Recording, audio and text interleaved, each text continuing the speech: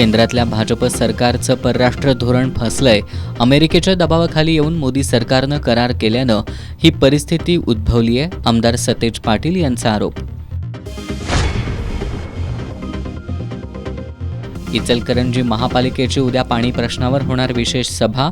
सत्ताधाऱ्यांना कोंडीत पकडण्यासाठी विरोधकांनी आखली रणनीती.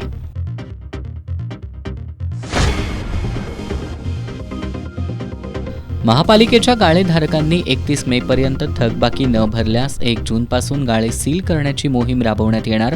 कोल्हापूर महापालिका आयुक्तांनी दिले निर्देश. गोकुळशी संलग्न औसायनातील दूध संस्थांची सुनावणी लवकर पूर्ण करा.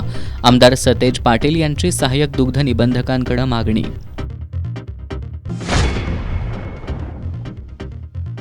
आणि महापौर चषक फुटबॉल स्पर्धेत सम्राटनगर तरुण मंडळावर विजय मिळवून वेताळमाळ तालीम मंडळाचा उपांत्य फेरीत प्रवेश.